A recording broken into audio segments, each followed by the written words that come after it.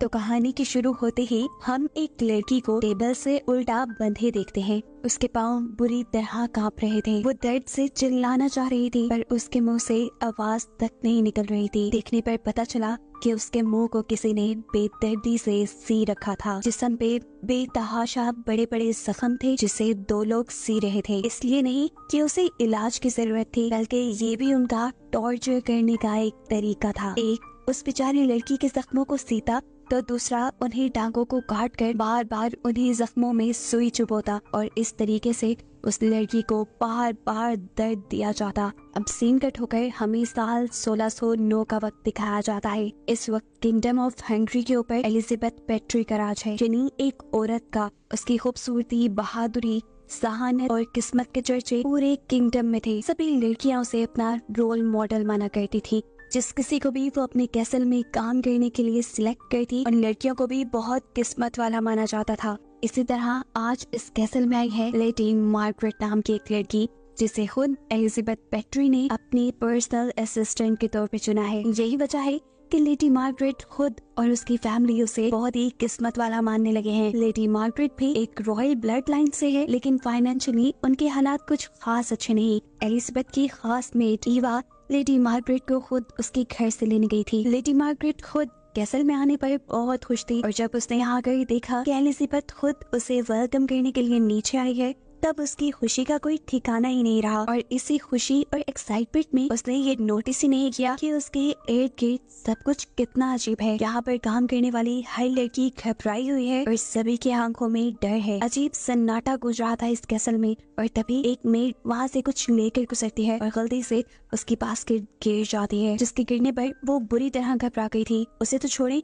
ईवा भी बुरी तरह घबरा गई और जल्दी से उस मेड के साथ वो सारी चीजें समेटने लगी और ये चीजें समेटते हुए उसे किसी नोकीली चीज से कट भी लग गया। खैर यहाँ पर खुद एलिजाबेथ लेडी मार्गरेट का हाथ पकड़कर उसे कैसल के अंदर ले आती है। मार्गरेट तो अभी तक शौक से बाहर नहीं निकली थी कि जिस क्वीन एलिजाबेथ की उसने कहानियां सुनी थी, आज वो उसके सामने है और उसे किसी खास मेहमान की तरह ट्रीट कर रही है। हालांकि वो तो एक सेक्रेटरी, एक नौकर के तौर पे यहाँ आई है। क्वीन एलिजाबेथ मार्गरेट को इस कैसल की कहानी भी सुनाती हैं, जो कि उन्हें उनके हस्बैंड ने गिफ्ट किया था। क्वीन एलिजाबेथ की जब शादी हुई तब वो सिर्फ 11 साल की थी और बेतहाशा खूबसूरत थी, जबकि किंग हंगरी के यानी इस पूरे इलाके के सबसे बहादुर नाइट यानी सबसे बहादुर जंगजू थे और इसी वजह से उनकी जोड़ी की मिसालें दी जाती थी। लेकिन फिर पता नहीं किसकी उनको नजर लग गई और किंग किसी बीमारी की वजह से इस दुनिया से चल बसे। ये बात करते हुए क्वीन एलिजाबेथ काफी इमोशनल हो गई थी, इसलिए ईवा मार्गरेट को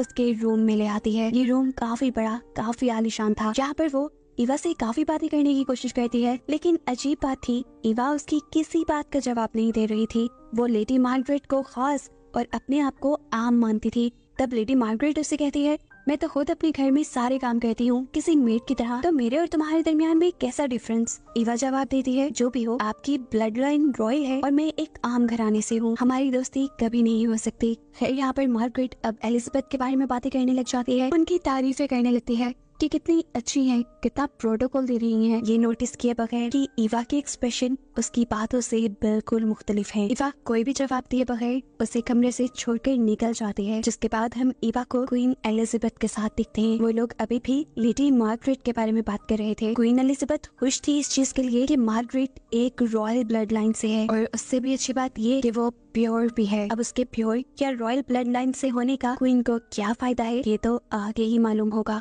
इस सब के बाद ईवा क्वीन को कुछ फेस पर लगाने लग जाती है। ये किसी रेड ब्लशन की तरह था। ईवा ने पहले क्वीन के एक गाल पर ये ब्लशन लगाया और दूसरे गाल पर लगाने से पहले वो डर गई क्योंकि उसका प्रोडक्ट खत्म हो चुका था। ईवा डरते हुए जब क्वीन को ये बताती है कि उनका प्रोडक्ट खत्म हो गया है, तो क्वीन गुस्से से पागल हो जाती है और गुस्से पे कंट्रोल करते हुए ईवा से सिर्फ इतनी ही बात कहती है कि तुम जानती हो इस चीज का खत्म होना मुझे बिल्कुल पसंद नहीं और इसकी सप्लाई तुम्हारी जिम्मेदारी है। अब क्वीन कुछ और गलत न कर दे, ईवा डरते हुए अपने हाथ पे लगा हुआ कट जोर से दबाती है और उससे निकलने वाला खून ब्रश पे लगाकर क्वीन के फेस पे लगाने लगती है, जिससे हमें रिवील हुआ कि उस जार के अंदर भी जो रेड कलर का लिक्विड क्रीम था वो भी ब्लड ही था और क्वीन अपने फेस पे ब्लड लगवा रही थी।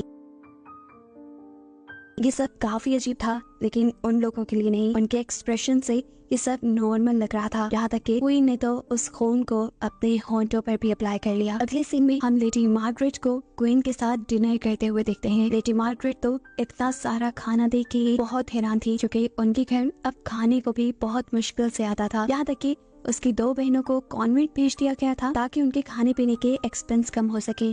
यहाँ क्वीन भी मार्गरेट की सेहत का ख्याल रखने को उसे कहती है और उसे ऑर्डर देती है कि तुमने ज्यादा से ज्यादा फ्रूट और हनी का इस्तेमाल करना है, जो कि ब्लड बनाने और उसे प्योर करने में काम आता है। अब क्वीन एक मेड को हनी लाने को कहती है, जो जब हनी मार्गरेट को ऑफर करती है तो मार्गरेट नोटिस करती है कि उसके हाथ पे बहुत गहरे जख्म थे। मार्गरेट ने जब उससे पूछा कि तुम्हें ये जख्म कैसे आए हैं, तो उसने घबराते हुए जवाब दिया कि किचन में काम करते हुए उसे जख्म आ गए। और ये बात मार्गरेट को कंफ्यूज कर गई। इतनी देर में क्वीन ने अपने डॉग्स को मार्गरेट से मिलवाने के लिए यहाँ बुलवाया। जो डॉग्स पालतू तो बिल्कुल नहीं लग रहे थे, वो कोई जंगली डॉग्स की तरह बिहेव कर रहे थे। उन डॉग्स को देखकर मार्गरेट तो क्या, यहाँ की सब मेड्स भी डर रही थी, लेकिन क्वीन यहाँ सबको फोर्स करती है उन डॉग्स को अपने हाथ से खाना खिलाने के लिए। मार्गरेट इस कैसल में बहुत खुश थी, क्योंकि वो नहीं जानती थी कि आने वाले कल में उसके साथ क्या होगा। वो यहाँ पर हर हाल में ईवा से भी दोस्ती करना चाहती थी, लेकिन ईवा की पहले वाली ही जिद थी कि वो मार्गरेट से दोस्ती नहीं कर सकती, क्योंकि वो दोनों बराबर नहीं है। फिर अब ईवा के जाने के बाद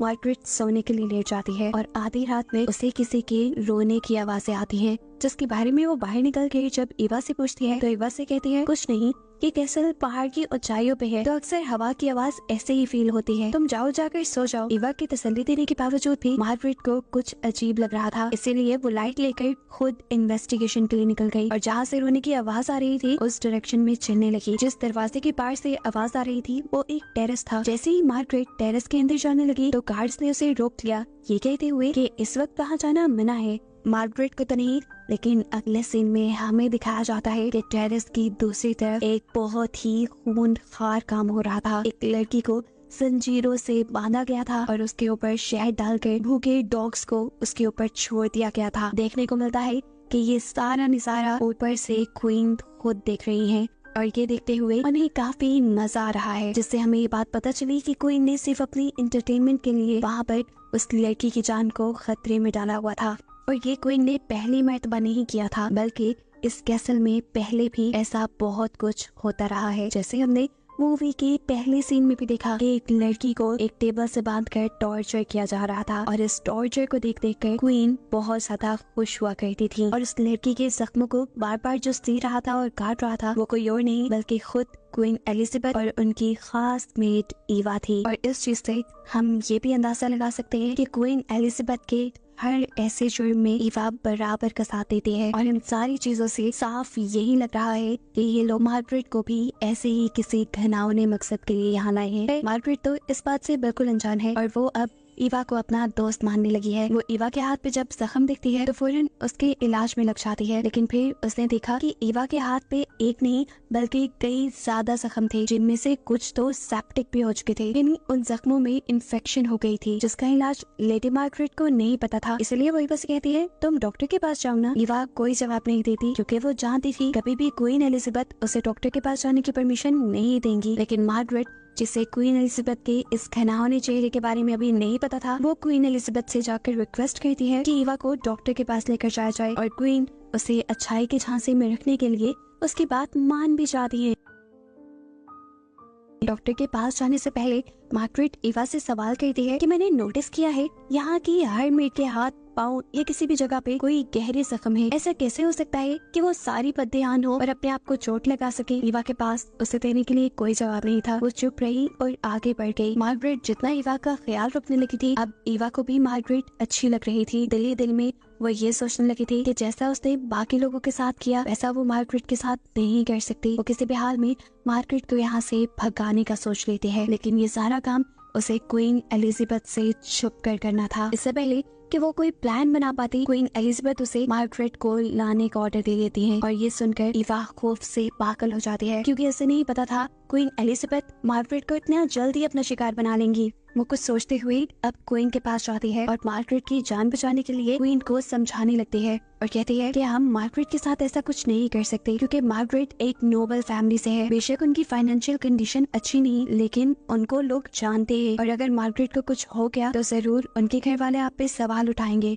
ईवा की बात करते हुए क्वीन एलिजाबेथ उससे कहती है, तो इस सब की शुरुआत भी तुमने ही की थी ना, और अब तुम खुद क्यों इन सब चीजों से घबराने लगी हो। सीन कट होकर पास्ट में जाता है और हमें दिखाया जाता है कि किंग के मरने के बाद क्वीन बहुत ज्यादा बीमार हो चुकी थी दुख की वजह से, और उनकी बीमारी ने उनकी खूबसूरती को भी खा लिया था, और इसी वजह से उन्होंने बिल्कुल सुसाइड करने का फैसला कर लिया। और तब उनके पास आई ईवा उनका ख्याल रखने के लिए। ईवा ने उन्हें मोटिवेट किया, उनका ख्याल रखा, जिससे उनकी सेहत पहले से बहुत अच्छी हो गई। लेकिन अब उनकी खूबसूरती का भी मसला था जो वो खो चुकी थी, और इस बदसूरती की वजह से वो डिप्रेशन में जाने लगी। और एक दिन जब ईवा ने गलती से उन्हें हर्ट कर दिया, उनके बाल बनाते हुए बाल खींच दिए, तो क्वीन गुस्से से पागल हो गई और अपने पास पड़ी चीजें उठाकर ईवा को मारने लगी। उन्होंने ईवा को इतना मारा कि उसका सर फट के खून निकलने लगा, और खून के छींटे जाकर क्वीन के मुंह पे गिर गए। और जैसे ही उन छींटों को साफ करने के लिए क्वीन शीशे की तरफ मुड़ी, तो उन्हें वो छींटे साफ करते हुए लगा कि जैसे उनकी पुरानी खूबसूरती इस खून की वजह से वापस आ रही है। ये खून का रंग उनके मुंह पे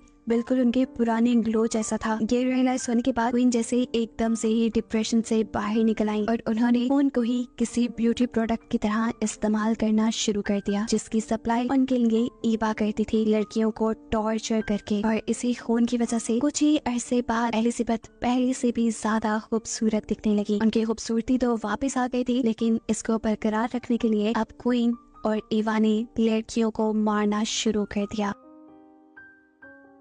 अब क्वीन का मानना ये था कि मरते हुए लड़कियों को जितना ज्यादा टॉर्चर किया जाएगा, उनका खून उनकी ब्यूटी के लिए उतना ही ज्यादा अच्छा होगा। इसी वजह से वो लड़कियों को बहुत टॉर्चर करती थी। हर रोज वो लड़कियों को मारने और टॉर्चर करने के नए नए तरीके ढूंढने लगी, और आहिस्ता आहिस्ता ये सारा काम उनका शो बन गया। ईवा ना चाहते हुए अब क्वीन के साथ फंस चुकी थी।